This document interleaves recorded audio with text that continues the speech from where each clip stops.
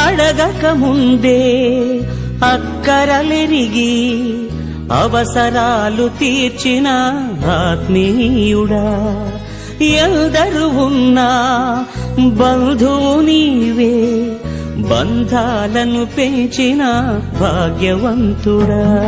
పదే పదే నేను పాడుకోనా ప్రతి చోట నీ మాట నా పాటగా, మరి మరి నేను చాటుకోనా మనసంత పులకించని సాక్షిగా.